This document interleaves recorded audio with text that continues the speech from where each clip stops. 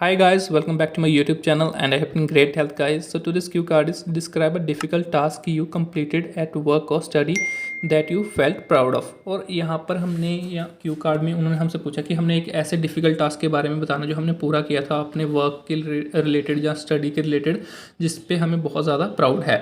And sub cues are what the task was. तो यहाँ पर हमने टास्क के बारे में बताना कि हमने कौन सा टास्क अचीव किया था जिसको हमने पूरा किया था वो बताना है। Next is how you completed it. तो यहाँ पर हमने बताना कि हमने इस टास्क को कैसे कंप्लीट किया।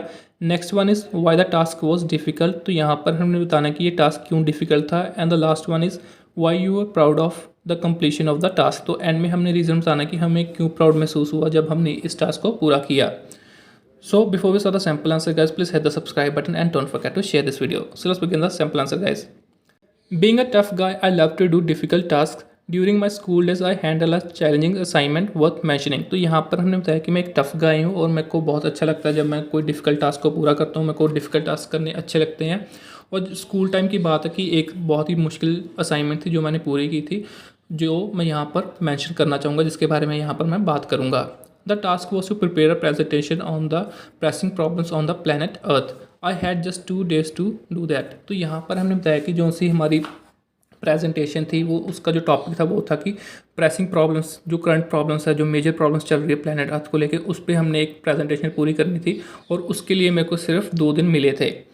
माई classmate gave me this task and despite having apprehensions I had to accept it. तो यहाँ पर हमने बताया कि मेरे क्लासमेट ने मेरे को ये टास्क दिया था। मैं थोड़ा सा नर्वस था, थोड़ा सा डर था या थोड़ा एंग्जाइटी थी मेरे को इस टास्क को लेके, बट मैंने फिर भी उसके बावजूद भी इसको एक्सेप्ट किया। एप्रीहेंशन का मतलब होता है कि थोड़ी एंग्जाइटी या डर होना।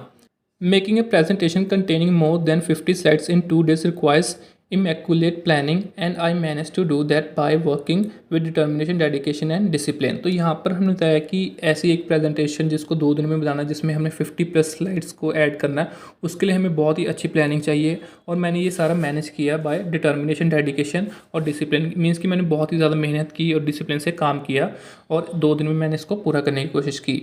Firstly, I listed the major environmental issues such as pollution, deforestation, soil degradation, etc. तो यहाँ पर हमने बताया कि पहले जो भी मैंने लिस्ट कर लिया, जो भी मेजर या बड़ी प्रॉब्लम्स चल रही है इन्वायरमेंट को लेकर, जैसे पोल्यूशन वगैरह या सॉइल डिग्रेडेशन, तो ये सारी मैंने लिस्ट कर ली।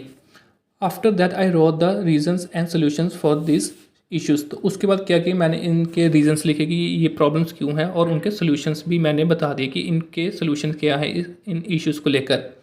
After that, I mentioned how all the sections of society can work in tandem to minimize the damage caused by these issues।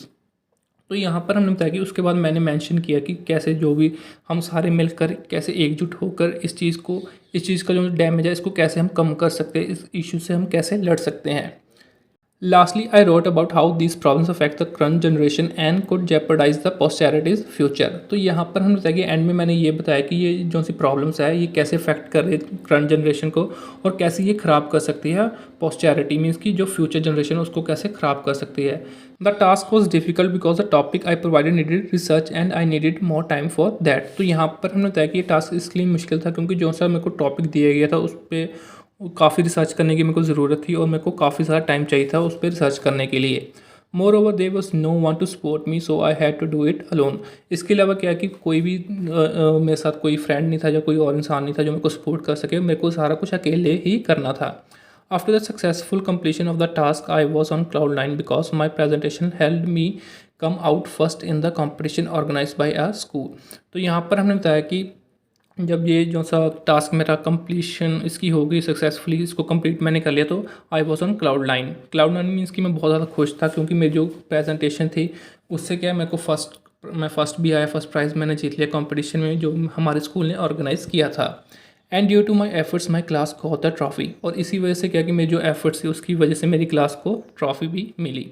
All my classmates were proud of me and the appreciation I receive that day from my near and dear ones will always remain etched in my memories. तो यहाँ पर हमने बताया कि उसके बाद जितनी मेरे को बहुत ज़्यादा प्राउड फील हुआ क्योंकि जितने भी मेरे क्लासमेट्स थे उनसे मेरे को बहुत ज़्यादा अप्रिसिएशन मेरे को मिली उस दिन, जो भी मेरे नियर एंड डियर वंस थे उनसे भी, और ये जो सी मेमोरीज हैं हमेशा मेरे को याद रहेंगी। सो दैट्स इट गाइस, ये था हमारा sample answer regarding this cue card. So before you exit the video guys, please hit the subscribe button and don't forget to share this video. Take care.